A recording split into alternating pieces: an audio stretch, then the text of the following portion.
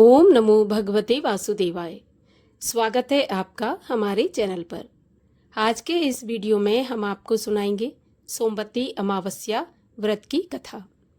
इसके अलावा हमारे चैनल पर सभी प्रकार की व्रत कथाएं और महात्म भी सुनाए जाते हैं। तो सभी व्रत कथाएं, महात्म, व्रत त्योहारों से जुड़ी जानकारियों के लिए अगर अभी तक आपने हमारे चैनल को सब्सक्राइब नहीं किया है तो चैनल को सब्सक्राइब करके बेल आइकन पर प्रेस कर दें और आज की कथा अच्छी लगे तो एक लाइक करके शेयर अवश्य कर दें। साथ ही कमेंट में अपने विचार भी अवश्य लिखें।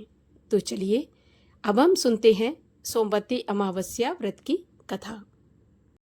एक समय की बात है, श्री सूत जी बोले कि शरशैया पर पड़े हुए पितामह भीष्म जी के पास जाकर धर्मात्मा युधिष्ठिर ने प्रणाम करके हितकारी वचन बोले। युधिष्ठिर बोले कि भीमसेन के कोप से मुख्य मुख्य कौरव मारे गए और अब सब राजाओं को युद्ध में अर्जुन ने मार डाला। दुर्योधन की बुरी सलाह से मेरे कुल का नाश हो गया। अब बालक, वृद्ध और दुखी मनुष्यों को छोड़कर कोई राजा नहीं रह गया है। भारत वंश में केवल हम 5 भाई ही शेष बचे हैं। यद्यपि हमारा अब एक छत्र राज्य है, किंतु मुझे यह अच्छा नहीं लगता। अपना जीवन भी मुझे अच्छा नहीं लगता। भोग में भी कुछ प्रीति नहीं रही। वंश का नाश देखकर मेरे हृदय में दिन रात संताप रहता है। उत्तरा के गर्भ का बालक भी अश्वत्थामा के अस्त्र से जल गया। इस कारण इस पिंड विच्छेद को देखकर मुझे दुगना दुख हो रहा है। हे पितामह, अब आप ही बताइए कि मैं क्या करूं और कहाँ जाऊं, जिससे मुझे शीघ्र ही चिरंजीवी संतान प्राप्त हो। भीष्म जी बोले, हे राजन सुनो, मैं तुम्हें व्रतों में एक उत्तम व्रत बतलाता हूँ, जिसके करने मात्र से चिरंजीवी संतान की प्राप्ति होगी। अर्जुन, जब सोमवती अमावस्या हो उस दिन पीपल के समीप आकर जनार्दन का पूजन करें और उस वृक्ष की 108 प्रदक्षिणा करें और उतने ही रत्न, धातु और फल ले लें, अर्थात 108 रत्न, सोना चांदी के आभूषण या बर्तन, फल और लड्डू, पेड़े इत्यादि मिठाई लें और प्रत्येक प्रदक्षिणा में 108 में से 1-2 वस्तु लेकर प्रदक्षिणा पूरी करके अलग रखता जाए। इस प्रकार 108 प्रदक्षिणा में अपनी शक्ति के अनुसार 108 वस्तुएं देकर व्रत समाप्त करें। हे राजन, यह व्रत, सोमवती अमावस्या का व्रत, विष्णु भगवान को प्रीतिकर होने से शुभ फल देने वाला है। हे पात्रे, तुम उत्तरा से इस व्रत को कराओ, उसका गर्भ जीवित हो जाएगा और तीनों लोकों में विख्यात गुणवान पुत्र होगा। पितामह के ऐसे वचन सुनकर युधिष्ठिर पुनः बोले कि उस व्रत को विस्तार के साथ कहिए। हे पितामह, इस व्रत को मृत्युलोक में सर्वप्रथम किसने प्रकाशित किया और फिर इसको किसने किया? तब भीष्म जी बोले कि एक सर्वविख्यात कांची नाम की महापुरी है, जो चांदी के पर्वत जैसे ऊंचे ऊंचे बड़े बड़े विशाल महलों से शोभित है और नगर के नर नारी भी सुंदर वेश सुशोभित हैं। ब्राह्मण, क्षत्रिय, वैश्य और शूद्र सभी अपने अपने कर्मों में लगे रहते हैं। वह नगरी रूप और चातुरी में प्रवीण है, जैसी कि कुबेर की अलकापुरी या इंद्र की अमरावती। अग्नि की अत्यंत तेजोवती महापुरी के समान वह नगरी रत्नों से भरपूर है। वहाँ का एक बड़ा पराक्रमी रत्नसेन नामक राजा था। उसके राज्य में देवस्वामी नामक एक ब्राह्मण निवास करता था। उसकी रूप लावण्यमती धनवती नाम की एक सुंदर स्त्री थी। उस लक्ष्मी स्वरूपा स्त्री का जैसा नाम था वैसे ही उसमें गुण थे तथा उसके 7 गुणवान पुत्र थे। हे राजन, उसके गुणवती नाम की एक सुंदर कन्या भी थी। वे 7 पुत्र अपनी अपनी स्त्रियों के साथ सुखपूर्वक विहार करते थे, किंतु कन्या भी अपने तुल्य पति की चाहना करती थी। इसी बीच में कोई ब्राह्मण भिक्षा के लिए उपस्थित हुआ। वह ब्राह्मण अपने तेज से अग्नि के समान दैदीप्यमान था। उसने द्वार पर आकर आवाज लगाई। देव स्वामी की 7 पुत्र वधू शीघ्र ही खड़ी हो गई और प्रत्येक ने अलग अलग उस ब्राह्मण को भिक्षा दी। उसने उन सबको सौभाग्य संपत्ति के साथ अचल सुहाग का आशीर्वाद दिया। पीछे माता ने गुणवती को भी भिक्षा देने के लिए भेजा। उस कन्या ने भी ब्राह्मण के चरणों का अभिवादन करके भिक्षा दी। इस पर उस ब्राह्मण ने उसे आशीर्वाद दिया कि हे शुभे, तुम धर्मवती हो। इस विस्मय युक्त आशीर्वाद को सुनकर गुणवती घर चली और उस ब्राह्मण ने जो आशीर्वाद दिया था उसे माता को सुनाया। उस आशीर्वाद को सुनकर माता धर्मवती पुत्री का हाथ पकड़कर द्वार पर आई और उस ब्राह्मण को पुत्री से पुनः प्रणाम करवाया, किंतु ब्राह्मण ने फिर वही आशीर्वाद देकर उन्हें संतोष कर दिया। आशीर्वाद सुनकर धनवती फिर चिंतित होकर बोली, हे भगवान, आप प्रसन्न होकर मेरी बात सुनिए।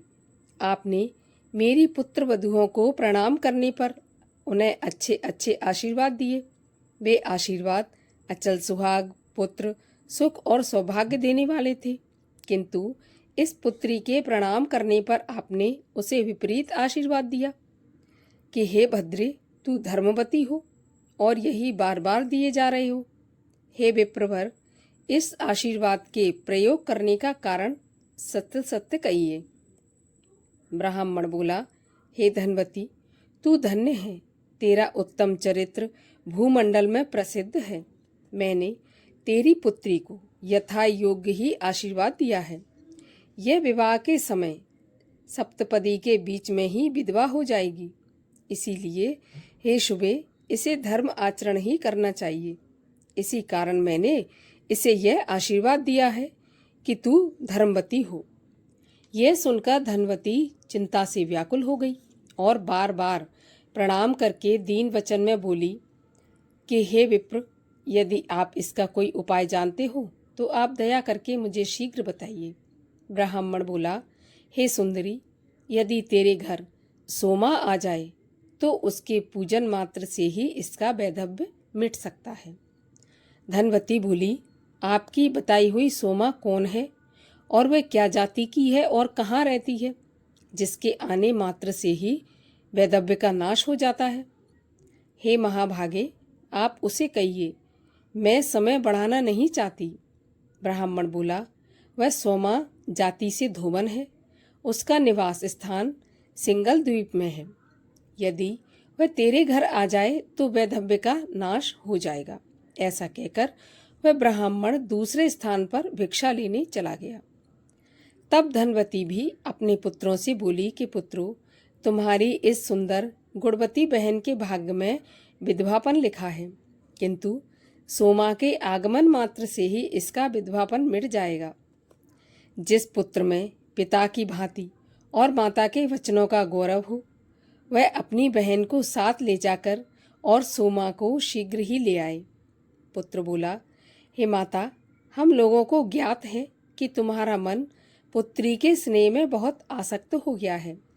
इसी कारण पुत्रों को दूसरे दुर्गम देश में भेज रही हो, जिससे बीच में 400 कोश के विस्तार का दुस्तर समुद्र है। हमें वहां जाने की शक्ति नहीं है। हम वहां जाकर दुख नहीं सह सकते।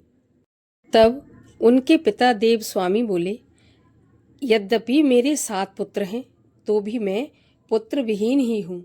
मैं स्वयं ही सिंगल द्वीप जाऊंगा और पुत्री के वैधव्य को नाश करने वाली उस सोमा को लेकर आऊंगा। इस प्रकार देव स्वामी क्रोधित होकर कह ही रहे थे कि उस समय छोटे पुत्र शिव स्वामी ने प्रतिज्ञा पूर्वक कहा कि हे तात, आप क्रोध के वशीभूत होकर ऐसा ना कहो। मेरे सिवा सिंगल द्वीप जाने में कौन समर्थ हो सकता है? मैं बहन को लेकर सिंगल द्वीप जाऊंगा। ऐसा कहकर वह सहसा उठ खड़ा हुआ और प्रणाम करके बहन को साथ लेकर आनंद पूर्वक सिंगल द्वीप को चल दिया। वह ब्राह्मण पुत्र कुछ ही दिनों में समुद्र के किनारे पहुंच गया और वहां समुद्र पार करने का प्रयास करने लगा। उसने वहां एक अत्यंत विशाल वट वृक्ष देखा, जिसके खोखले में गिद्धराज के बच्चे सुखपूर्वक बैठे हुए थे। उस वृक्ष के नीचे बैठकर उन दोनों भाई बहन ने वह दिन बिताया। संध्या के समय वह गिद्ध बच्चों के लिए भोजन लेकर आया और उन्हें पकड़कर भोजन कराने लगा, किंतु उसके बच्चों ने गिद्ध से भोजन लेकर उसे नीचे गिरा दिया। तब गिद्ध चिंता से व्याकुल मन वाले उन बच्चों से पूछने लगा कि हे पुत्रों, तुम भूखे होकर भी भोजन क्यों नहीं कर रहे हो? मैं तुम्हारे योग्य यह कोमल मांस लाया हूँ। तब बालक बोले, हे तात, इस वृक्ष के नीचे 2 मनुष्य बैठे हुए हैं, उनके स्वीकार किए बिना हम कैसे भोजन कर लें? ऐसा सुनकर वह गिद्ध दया आंद्र होकर उनके समीप आकर यह वचन बोला, हे द्विज, आप दोनों का जो भी कार्य हो मुझसे कहो। हे विप्रवर, मैं उसे सब प्रकार से करूँगा, किंतु आप लोग भोजन कर लें। ब्राह्मण बोला कि हम सिंगल द्वीप जाने के लिए समुद्र के पार होना चाहते हैं। हमें अपनी बहन का वैधव्य नाश करने के लिए सोमा को लाने की इच्छा है। गिद्ध बोला कि मैं प्रातःकाल ही तुम्हें समुद्र पार उतार दूंगा और सिंगल द्वीप में सोमा के घर भी पहुंचा दूंगा। इसके पश्चात रात्रि व्यतीत होने पर सूर्यदेव के उदय होते ही गिद्धराज ने उन दोनों भाई बहन को समुद्र पार उतार दिया। वे सिंगल द्वीप में आकर सोमा के घर के समीप ठहर गए। इसके पश्चात वे दोनों प्रातःकाल के समय सोमा के घर की चौक को साफ कर उसे प्रतिदिन लीप करके सुंदर बना देते। इस प्रकार यह करते करते वहां उन्हें पूरा 1 वर्ष व्यतीत हो गया। इस प्रकार की स्वच्छता देखकर सोमा ने विस्मित होकर अपने पुत्रों तथा बहुओं से पूछा कि यहाँ पर झाड़ू लगाकर कौन लीप पोत करके जाता है, यह मुझे बताओ। उन सभी ने एक साथ कहा कि हमारा किया हुआ नहीं है, हमने नहीं किया ये। इसके पश्चात एक दिन वह धोबन रात्रि को छुपकर बैठ गई। उसने देखा कि ब्राह्मण की कन्या घर के आंगन में झाड़ू लगा रही है और पवित्र व्रती भाई उस आंगन को लीप रहा है। सोमा ने उन दोनों के पास जाकर पूछा कि तुम दोनों कौन हो, मुझसे कहो। उन्होंने सोमा से कहा कि हम ब्राह्मण की संतान हैं। सोमा बोली कि घर में ब्राह्मण बुहारी लगाते हैं, इससे तो मैं जल गई, नष्ट हो गई। इसमें कोई संदेह नहीं कि इस पाप से मेरी ना जाने कौन कौन सी दुर्दशाएं होंगी। हे द्विज, हम तो हर प्रकार से ही पाप जाति धोबन विख्यात है, फिर ब्राह्मण होकर यह विपरीत कर्म करने की इच्छा क्यों करते हो? शिव स्वामी ने कहा कि यह जो मेरी गुणवती नाम की बहन है, सो इसका विवाह सप्तपदी के बीच में ही वैधव्य योग पड़ा है और तुम्हारे समीप रहने मात्र से वैधव्य योग का नाश हो जाता है। इसी कारण से मैं बहन सहित यह दास कर्म करता हूँ। सोमा ने कहा, अब आगे ऐसा मत कहना, मैं तुम्हारी आज्ञा से तुम्हारे साथ चलूंगी। ऐसा कहकर सोमा घर में आकर बहुओं से कहने लगी कि मैं इनके साथ जाती हूँ। यदि कभी मेरे राज्य में मेरा व्यक्ति मर जाए तो जब तक मैं लौटकर न आऊं तब तक उसके शव को ऐसे ही रहने देना, उसकी रक्षा करते रहना, किसी के भी कहने पर उसको जलाने मत देना। यह आज्ञा पुत्र वधुओं के स्वीकार कर लेने पर सोमा महासमुद्र के किनारे आई और क्षण मात्र में उन दोनों भाई बहनों को पार उतार दिया तथा स्वयं भी आकाश मार्ग से उस महासमुद्र के पार हो गई। उसके प्रभाव से वह दोनों कांचीपुर आ गए। सोमा को देखकर धनवती ने प्रसन्न होकर उसकी पूजा की। फिर इसी बीच में शिव स्वामी देश देशांतर से अपनी बहन के समान वर लाने के लिए उज्जैनी पहुंचा और वहां से पंडित देव शर्मा के पुत्र रुद्र शर्मा ब्राह्मण को वर के रूप में ले आया, जो कि बहन के समान गुणवान था। तत्पश्चात उस धोबिन सोमा ने उसका विवाह करा दिया। देव स्वामी ने शुभ नक्षत्र में अपनी कन्या गुणवती को गुणी रुद्र शर्मा के लिए दे दिया। फिर वैवाहिक मंत्रों से हवन करवा दिया। इसके पश्चात सप्तपदी के बीच में रुद्र शर्मा मर गया। उसे मृतक देखकर सब बांधव रोने लगे, किंतु सोमा शांत रही। सोमा ने वहां सब लोगों को बहुत अधिक रोते पीटते देखकर गुणवती को शीघ्र ही व्रतराज के प्रभाव से होने वाला मृत्यु विनाशक पुण्य विधि पूर्वक संकल्प करके दे दिया। रुद्र शर्मा उस व्रतराज प्रभाव से जीवित हो गया और सोए हुए की भांति अचानक उठकर बैठ गया। इस प्रकार से विवाह कार्य से निवृत्त हो और व्रतराज को बतलाकर सोमा धनवती से आज्ञा लेकर अपने घर को चली। इस प्रकार वह पूर्ण काम सोमा धोवन मृत ब्राह्मण को जीवित करके प्रसन्नता से भरी हुई अपने घर को आई। इसी बीच उस सोमा के घर में पहले उसके लड़के मरे, फिर उसका स्वामी मरा और फिर उसका जामाता अर्थात दामाद भी मर गया। मार्ग में आते हुए उस समय मृतकों को जलाने वाली सोमवार युक्त अमावस्या तिथि भी आ पड़ी। उस दिन सोमा ने जल के समीप ही एक बूढ़ी स्त्री को देखा, जो कि रुई के बोझ से दबी हुई अत्यंत रो रही थी। वृद्धा बोली, हे पुत्री, मेरे सिर पर जो रुई का बोझ है, तू इसे उतार दे, मैं इसके भार से बहुत दुखी होकर रो रही हूँ। सोमा बोली, हे माता, आज सोमवार युक्त अमावस्या तिथि है। आज मैं रुई इत्यादि को स्पर्श नहीं करूँगी, ऐसा मैंने नियम लिया है। फिर उसने मूल के भार से युक्त एक स्त्री को देखा। उसने कहा, हे पुत्री, इस मूल का बड़ा भारी बोझ है, इसे उतारकर तनिक ठहर जाने दे, फिर मैं तेरे साथ चलूँगी। सोमा बोली कि आज मैं तूल और मूल को कदापि नहीं छू सकती। इसके बाद नदी के किनारे स्थित एक सुंदर पीपल के वृक्ष के पास जाकर उस महाभागा ने स्नान किया और विष्णु भगवान की पूजा करके शक्कर लेकर 108 प्रदक्षिणा की। भीष्म जी बोले कि जब अपने हाथ में शक्कर लेकर 108 प्रदक्षिणा पूरी की, तभी उसके जामाता, पति और पुत्र सभी जीवित हो गए और वह नगर लक्ष्मी से व्याप्त हो गया। विशेषकर उसका घर धन धान्य से अधिक परिपूर्ण हुआ। अब वह महाभागा सोमा अपने घर आई। उसने अपने पति, पुत्र व जामाता को जीवित देखा। वह यह सब कुछ जानती ही थी, अस्तु उन सबको पाकर कृत संकल्प हो गई। सभी बहुएं उस तपस्विनी को प्रणाम करके पूछने लगीं। बहुएं बोली, हे देवी, तुम्हारे पति, जामाता और पुत्र इत्यादि बांधव जो मर गए थे, वे कैसे जीवित हो गए और रुई व मूल को स्पर्श नहीं किया और कैसे वह मृत्यु को प्राप्त हो गए, यह सब बताइए। सोमा बोली, मैंने गुणवती को व्रतराज का पुण्य दे दिया था, उसी के फल से पति व जामाता और पुत्र मृतक हो गए थे। हे बंधुओं, मैंने न तूल छुआ न मूल को ही स्पर्श किया और पीपल के नीचे विष्णु भगवान की पूजा करके प्रदक्षिणा की। वहां मैंने शक्कर हाथ में लेकर 108 परिक्रमा की। उसी के प्रभाव से पति, जामाता और पुत्र जीवित हो गए।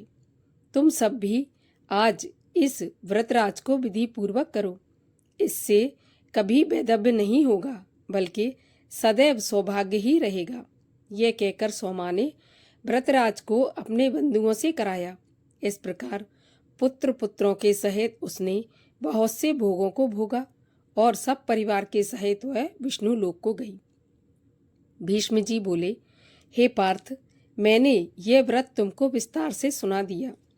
युधिष्ठिर बोले, व्रतराज का महात्म और विधि क्या है? हे पितामह जी, इस व्रत को स्त्री या पुरुष किसे करना चाहिए, यह भी विस्तार से कहिए। भीष्म जी बोले, हे पार्थ, यदि सोमवार युक्त अमावस्या हो तो पुण्यकाल देवताओं को भी दुर्लभ है। व्रत करने वाला प्रातःकाल उठकर मौन होकर जलाशय में स्नान करे। स्नान करने के बाद रेशमी वस्त्र धारण करे। फिर पीपल वृक्ष के समीप जाकर उसके मूल मंत्रों द्वारा विष्णु भगवान की पूजा करे। यह विष्णु भगवान की पूजा का मंत्र है। हे व्यक्ति और अव्यक्त स्वरूप वाले सृष्टि, स्थिति और संहारकर्ता आदि मध्य और अंत से रहित विष्णु भगवान आपको बारंबार नमस्कार है। इस प्रकार से पीले वस्त्र, अक्षत, फल, अनेक प्रकार के पुष्प और नैवेद्य से गोविंद भगवान का पूजन करें। हे पांडव, फिर आगे कहे हुए इस मंत्र से पीपल का पूजन करें।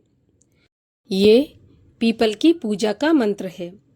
इस मंत्र का अर्थ है, हे अग्नि के वास स्थान और गोविंद के सदैव आधारभूत पीपल, मेरे संपूर्ण पापों को हरो। हे वृक्षराज, तुम्हें नमस्कार है। यह परिक्रमा करने का मंत्र है। हे पीपलराज, तुम मूल में ब्रह्मरूप, मध्य में विष्णु और अग्रभाग में शिवरूप हो। तुम्हें बारंबार नमस्कार है। इस प्रकार पूजन विधिवत समाप्त करने के बाद प्रदक्षिणा करें। मोती, सोना, चांदी, हीरा और मणियों को लेकर और कांसे के पात्र तथा तांबे के पात्रों में खाने योग्य पदार्थ भरकर अलग अलग एक एक पात्र उठाकर पीपल की प्रदक्षिणा करें। जब तक 108 प्रदक्षिणाएं न हो जाएं, तब तक प्रदक्षिणा करता रहे और फिर वह द्रव्य गुरु अथवा ब्राह्मण को दे दें।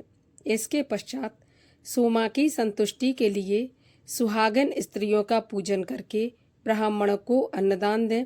फिर स्वयं मौन होकर भोजन करें। हे राजन, यह मैंने व्रतराज की विधि तुम्हें बताई है।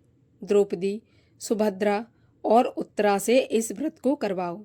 उत्तरा के गर्भ का बालक अल्प समय में ही जीवित हो जाएगा। तब पांडव बोले, इस व्रतराज का पूर्ण फल कैसे प्राप्त होगा, सो कहिए। भीष्म जी बोले, हे पांडव, फल, फूल, खाने योग्य पदार्थ जैसे लड्डू, पेड़ा इत्यादि और वस्त्र आदि के द्वारा प्रदक्षिणा करने से भी फल की प्राप्ति होती है। हे नरेंद्र, विष्णु भगवान के इस व्रत के प्रभाव को तुमने ध्यानपूर्वक सुना है। पति, पुत्र, धन और बहुत परिवार की इच्छा वाली स्त्री को इस व्रत को अवश्य ही करना चाहिए। यह कोई आश्चर्यचकित वाली बात नहीं है। इस प्रकार सोमवती अमावस्या व्रत की कथा का समापन होता है। एक बार फिर से आप सभी बहनों को वट सावित्री व्रत और सोमवती अमावस्या व्रत की हार्दिक शुभकामनाएं।